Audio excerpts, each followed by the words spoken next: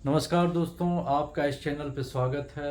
और मुझे उम्मीद है आप सभी प्रतियोगिता परीक्षा की तैयारी करने वाले सभी साथियों को आज का वीडियो काफ़ी लाभान्वित करेगा और आपकी तैयारी में यह काफ़ी सपोर्ट करेगा।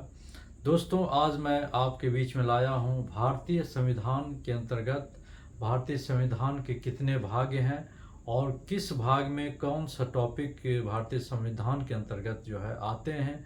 यह नियमित रूप से यूपीएससी से लेके सभी कॉम्पिटिटिव एग्ज़ाम्स में ये पूछे जाते हैं और इसीलिए यह टॉपिक, यह जो वीडियो है आपको बिल्कुल सपोर्ट करेगी और आपके एग्ज़ाम को पूरी तरह से तैयारी को काफ़ी मजबूत करेगी। काफ़ी स्ट्रॉन्ग पॉइंट की व्यू से यह आपके लिए काफ़ी लाभान्वित होगा। दोस्तों, आज मैं बात करूंगा भारतीय संविधान के भाग के बारे में।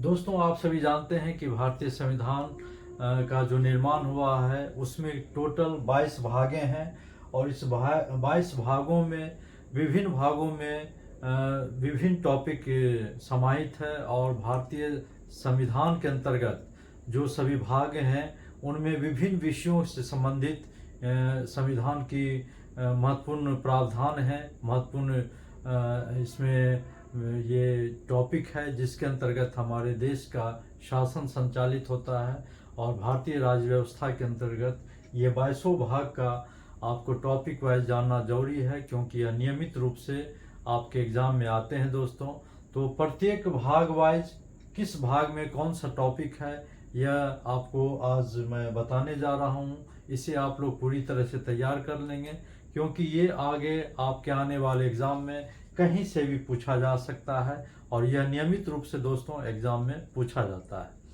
तो दोस्तों, आप सभी जानते हैं भारतीय संविधान में कुल 22 भाग हैं और उनमें प्रथम भाग संख्या 1 में संघ और उसके राज्य क्षेत्र के बारे में वर्णन किया है। दोस्तों, आप सभी जानते हैं कि भारतीय संविधान में भारत को राज्यों का संघ कहा गया है। तो यह भाग 1 में यानी भाग 1 में संघ और उसके राज्य क्षेत्र के बारे में यह बताया गया है। इनका संपूर्ण विवरणी है। दोस्तों, भाग 2 में भारतीय संविधान के अंतर्गत नागरिकता के संबंधित बहुत सारे प्रावधान हैं कि भारत में कौन से नागरिक हो सकते हैं और नागरिक बनने के लिए या होने के लिए किन किन शर्तों का होना आवश्यक है। यह भाग 2 में इसका वर्णन किया है। दोस्तों, इसी तरह संविधान के भाग 3 में हम देखते हैं मौलिक अधिकार, जो हमारे संविधान का सबसे महत्वपूर्ण पार्ट है। यह मौलिक अधिकार जो अमेरिका के संविधान से लिया गया है, इसका वर्णन भाग 3 में है। दोस्तों, और भाग 3 में मौलिक अधिकार से संबंधित बहुत सारे अनुच्छेद हैं जिसका वर्णन किया गया। उसी तरह दोस्तों, भाग 4 में नीति निर्देशक तत्व के बारे में बताया गया है कि भारतीय संविधान के अंतर्गत भारत के लोगों का शासन किस प्रकार होगा, भारतीय नागरिकों का क्या कर्तव्य होगा, उनके लिए किस प्रकार संविधान उनको किस नज़रिए से देखते हैं कि भारत के नागरिकों का विकास हो। तो ये भाग 4 में दोस्तों नीति निर्देशक तत्व के बारे में ये वर्णन किया गया है।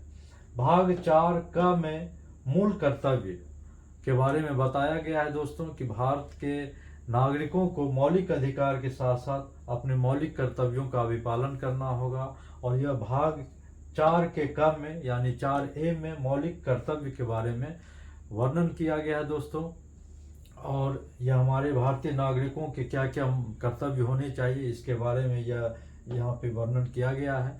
भाग 5 में दोस्तों संघ के बारे में बताया गया है, यानी केंद्र के बारे में बताया गया है। इनसे जितने भी इसमें प्रावधान है वो भाग 5 में संघ के बारे में बताया गया है। तो ये आप लोगों को याद रखनी चाहिए कि किस भाग में किस टॉपिक को रखा गया है। उसी तरह दोस्तों भाग 5 में संघ के बारे में बताया गया। इसी तरह भाग 6 में राज्य के बारे में बताया गया, यानी कि राज्यों के से संबंधित जितनी भी राज्य व्यवस्था से संबंधित सारी प्रावधान हैं उनका वर्णन भाग 6 में राज्य के बारे में बताया गया। दोस्तों, भाग 7 में पहली अनुसूची के भाग खो के राज्यों के बारे में इसका वर्णन किया गया भाग 7 में। उसी तरह भाग 8 में संघ राज्य क्षेत्रों के बारे में दोस्तों बताया गया है। जिसके प्रमुख प्रावधान इस आपको भाग 8 में ही इसका प्रावधान है। इसे आप लोग हमेशा याद रखेंगे और ये एग्जाम में निश्चित रूप से पूछे जाते हैं। उसी तरह भाग 9 में पंचायतों के बारे में, पंचायत के बारे में जो वर्णन है वह भाग 9 में है। और यह पंचायत, जानते हैं कि हमारा देश गांवों का देश है। गांवों में पंचायत सरकार विभिन्न पंचायती राज व्यवस्था से संबंधित जो प्रावधान है वह भाग 9 में दोस्तों इसका प्रावधान किया गया है। उसी तरह भाग 9 में 9 के क में नगर पालिकाओं के बारे में बताया गया है दोस्तों, और 9 का ख में सहकारी समितियों के बारे में प्रावधानों को इसमें समाहित किया गया है दोस्तों। तो इस प्रकार देखते हैं कि भाग 22 तक में जो हमारा भारतीय संविधान का प्रावधान है उसमें अभी तक हम लोग भाग 9 के बारे में कौन कौन से टॉपिक है, कौन कौन से प्रावधान जो है इस टॉपिक के अंतर्गत समाहित हैं, उनका अभी आप लोग यहाँ पे देख चुके हैं। अब आते हैं भाग 10 में अनुसूचित और जनजातीय क्षेत्रों के बारे में जो प्रावधान है दोस्तों, वह संविधान के भाग 10 में इसका प्रावधान है। उसी तरह भाग 11 में संघ और राज्यों के बीच संबंध के बारे में जितनी भी प्रावधानें हैं उनका विश्लेषण जो है संविधान के भाग 11 में इसका उल्लेख किया गया है दोस्तों। और उसी तरह भाग 12 में वित्त, संपत्ति, संविदाएं और वाद से संबंधित जितने भी प्रावधान हैं वह संविधान के भाग 12 में इसको समाहित किया गया है। ये टॉपिक वाइज आपको एग्जाम में कहीं से भी पूछे जाते हैं कि यह संविधान के इस प्रावधान का जो है किस भाग के अंतर्गत आता है। तो ये 22 भाग का जो आपको विश्लेषण है, जो टॉपिक है, ये आपको पूरी तरह से याद होनी चाहिए दोस्तों।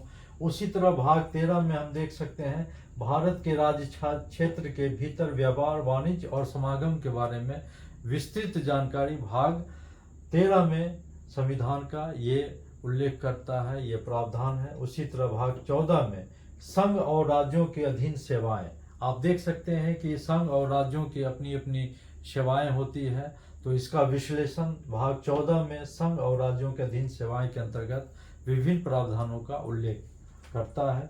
14 का में अधिकरण से संबंधित प्रावधान है दोस्तों। उसी तरह 15 निर्वाचन से संबंधित है। भाग 15 निर्वाचन से संबंधित है दोस्तों, यह काफ़ी अति महत्वपूर्ण है। आप सभी जानते हैं कि हमारा देश लोकतांत्रिक देश है और लोकतांत्रिक देश में भारत में विभिन्न प्रकार के लोकतांत्रिक चुनाव होते हैं, निर्वाचन होते हैं, जिसमें लोकसभा, विधानसभा, उसके साथ पंचायत निर्वाचन होते हैं, उसके बाद विभिन्न समितियों का निर्वाचन होता है दोस्तों। तो यह 15 में निर्वाचन से संबंधित ये प्रावधान है। हमारे संविधान के भाग 16 में कुछ वर्गों के संबंध में विशेष उपबंध है। आप सभी जानते हैं कि भारत में विभिन्न वर्गों के लोग रहते हैं, तो जो कमजोर वर्ग और विशेष वर्ग के लोग होते हैं, अनुसूचित जाति, अनुसूचित जनजातियाँ, पिछड़े वर्ग, अत्यंत पिछड़े वर्ग, इन सारे वर्गों का जो महत्वपूर्ण उपबंध है, जो प्रावधान है, वो भाग 16 में इसका वर्णन है दोस्तों। उसी तरह भाग 17 में राजभाषा से संबंधित प्रावधान है। संविधान का भाग 17 में हमारे देश का जो राजभाषा है उससे संबंधित विभिन्न बातों का यहाँ पर उल्लेख किया गया है।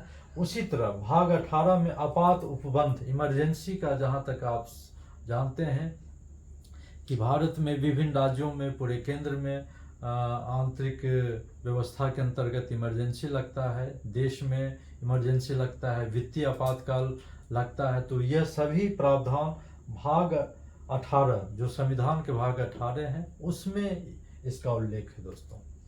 उसी तरह भाग 19 में प्रकीर्ण से संबंधित विशेष उपबंध जो हैं, जो विशेष बातें हैं, वो प्रकीर्ण से संबंधित भाग 19 में इसका उल्लेख है। उसी तरह भाग 20 में संविधान संशोधन के बारे में यहाँ पर विशेष प्रावधान है दोस्तों। भाग 20 जो है काफ़ी इम्पोर्टेंट है। संविधान में समय समय पर कुछ बातों के लिए, कुछ व्यवस्थाओं के लिए जो संशोधन किया जाता है, जो प्रावधान है, जिसमें केंद्र सरकार, राज्य सरकार की भूमिका होती है, संसद की भूमिका होती है, तो उसका प्रावधान दोस्तों भाग 20 में अंतर्गत आता है संविधान संशोधन। भाग 21 में उसी तरह अस्थायी, संक्रमणकालीन व विशेष उपबंध का उल्लेख यहाँ भाग 21 में किया गया है। और भाग 22 में संक्षिप्त नाम, प्रारंभ, हिंदी में प्राधिकृत पाठ और निरसन से संबंधित जो मूल बातें हैं, जो प्रावधान है, वो भाग 22 में इसका समाहित किया गया दोस्तों। तो यह टॉपिक आप लोग सभी को काफ़ी हेल्प करेगी आपके एग्ज़ाम में, एक दिवसीय एग्ज़ाम में, जीएस के एग्ज़ाम में, आपके किसी भी पीसीएस एग्ज़ाम में, यूपीएससी एग्ज़ाम में, विभिन्न प्रकार के जो भी एक दिवसीय एग्ज़ाम में, ये सभी टॉपिक जो संविधान से संबंधित आज मैं आपके सामने जिक्र किया हूँ, यह काफ़ी लाभान्वित करेगी दोस्तों। और इससे प्रश्न बराबर एग्ज़ाम में पूछे जाते हैं, तो इसकी आप समुचित तैयारी कर लेंगे, इसे याद रखेंगे दोस्तों। और मुझे उम्मीद है कि यह वीडियो आपको काफ़ी लाभान्वित करेगा, काफ़ी अच्छा लगा होगा। तो आप अपने ग्रुप में, अपने फ्रेंड सर्किल में, अपने तैयारी करने वाले अपने साथियों के साथ इस टॉपिक को, आज का इस वीडियो को शेयर करेंगे। इस चैनल को आप सब्सक्राइब करेंगे, कमेंट करेंगे और ज़्यादा से ज़्यादा शेयर करेंगे दोस्तों। तो नेक्स्ट टॉपिक के साथ मैं आपके साथ फिर हाजिर होऊंगा दोस्तों। आप सभी को ढेर सारी शुभकामनाएं, धन्यवाद और नमस्कार।